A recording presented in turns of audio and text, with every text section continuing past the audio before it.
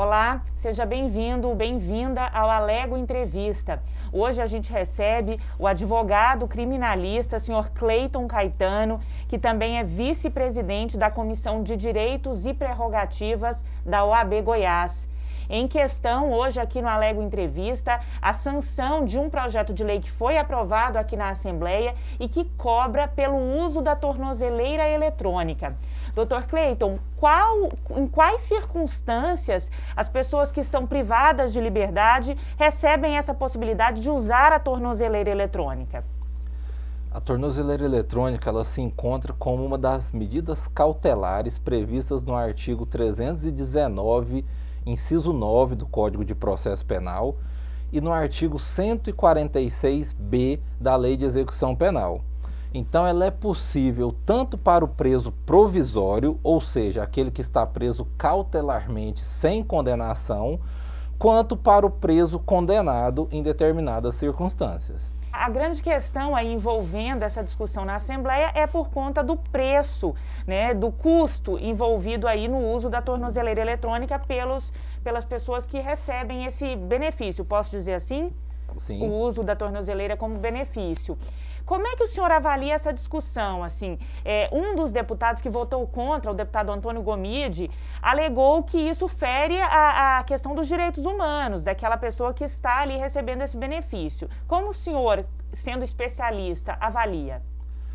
Olha, infelizmente, não é uma situação exclusiva desta Casa de Leis a finalizar todo o processo legislativo, ir para a sanção do Executivo e, posteriormente, haver questionamento quanto à constitucionalidade dessa lei. Em relação à questão da cobrança do preso pelo uso da tornozeleira, a gente tem dois pontos a ser abordados. Primeiro, realmente é um benefício, porque a tornozeleira é colocada como contrapartida à prisão, ou seja, ao invés da segregação da liberdade, o preso é colocado nas ruas, mas é monitorado 24 horas por dia pela central de monitoramento. Muitos crimes são identificados porque no local que aconteceu o crime, a central de monitoramento conseguiu atestar que um monitorado passou no local e aí já dá um direcionamento inicial para a investigação.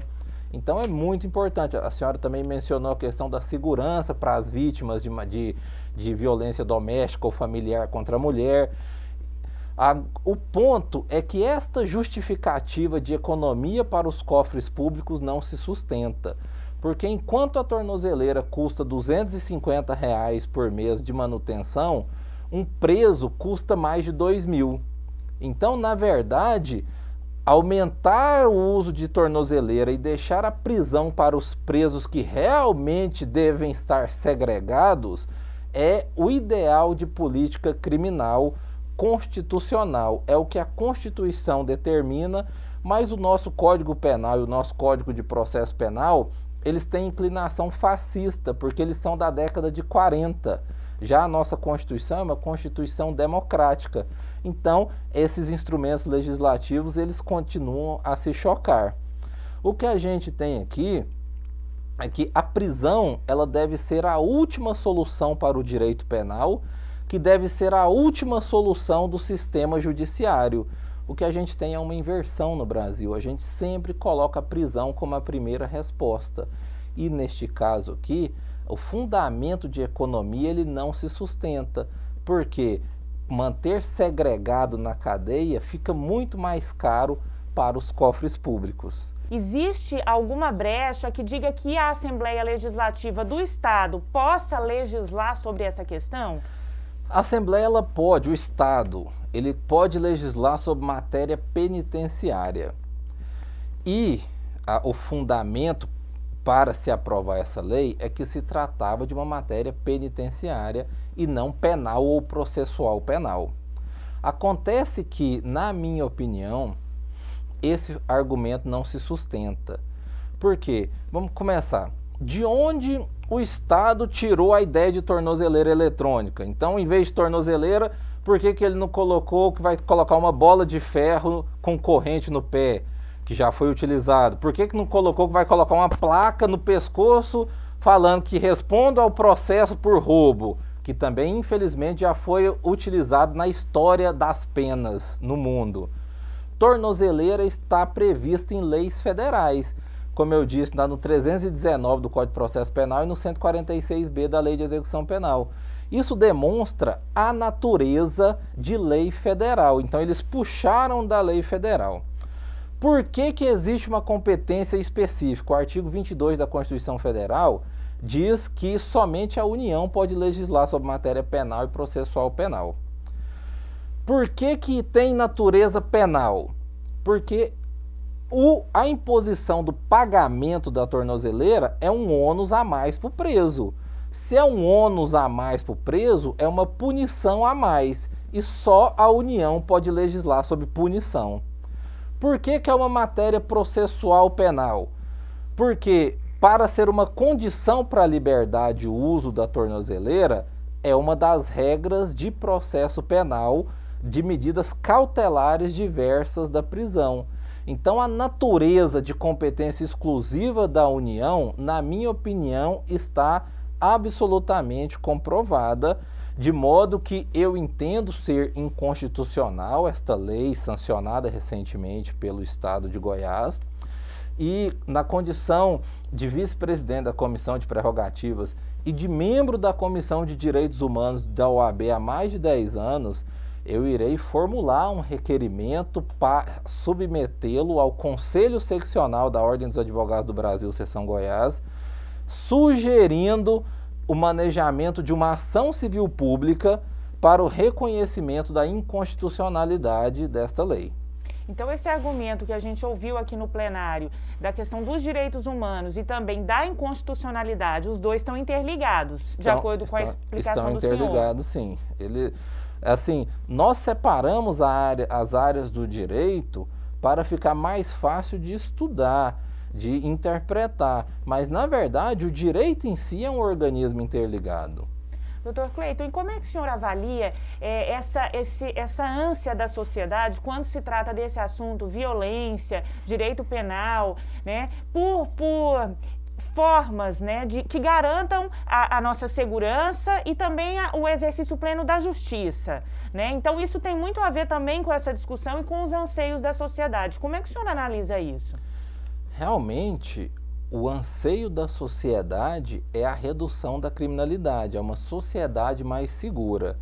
Acontece que as políticas públicas criminais que os nossos gestores públicos apresentam, elas sabidamente não têm o condão de resolver o problema.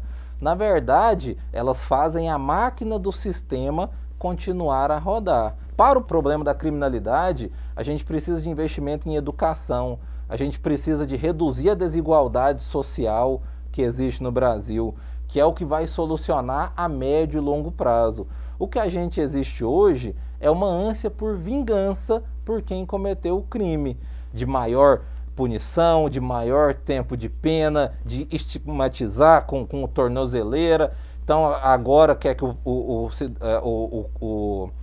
o preso, para sair da cadeia, pague pela própria tornozeleira. O próximo passo vai ser cobrar de quem está preso para ficar preso.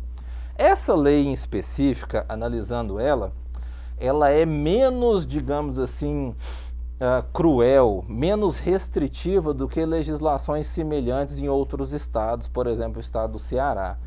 Porque no artigo 3º dessa lei tem a previsão de que o beneficiário da assistência judiciária gratuita não seria cobrado. Quer dizer, em tese, quem é pobre não teria essa obrigação. O artigo 2º dessa lei também prevê que esta cobrança não vai impedir a colocação em liberdade, porque se o preso não pagar, vai para a Procuradoria do Estado para fazer a cobrança, inscrição em dívida ativa, uma cobrança normal de quem deve para o Estado. Segundo o dispositivo da lei, não iria atrapalhar a colocação em liberdade. Mas a gente sabe que na prática isso não vai acontecer. A gente sabe que na prática o não pagamento vai deixar uma pessoa presa por mais tempo do que o que a lei determina. E deixar uma pessoa presa por mais tempo do que a lei determina é muito perigoso, porque aí o gestor público pode incorrer em crime de abuso de autoridade. O senhor aí apresentou alguns caminhos, entre eles a educação, e aí eu queria saber, não seria o caso de pensar em uma reforma do direito penal, já que o senhor disse que no Brasil o que funciona a regra é a prisão e não esses outros benefícios, como o da tornozeleira? O que o senhor pensa sobre isso? Vai fazer 15 anos que tramita no Congresso Nacional um projeto de novo Código de Processo Penal. Então, o nosso Código de Processo Penal e o nosso Código Penal são da década de 40, 41 e 43, os anos da vigência, 1941 e 1943. E hoje já tem 15 anos que está tramitando um novo projeto de Código de Processo Penal. Então, realmente, as mudanças legislativas, elas são necessárias, mas aí esbarra na própria velocidade ou pouca velocidade do processo legislativo. Muito obrigada, senhor Cleiton Caetano, que é advogado criminalista, vice-presidente da Comissão de Direitos e Prerrogativas da OAB Goiás. Foi um prazer tê-lo conosco. Eu que agradeço o espaço e pode contar sempre com a OAB nessas questões de interesse da sociedade. Muito obrigado. O Alego Entrevista termina aqui e continue acompanhando a nossa programação.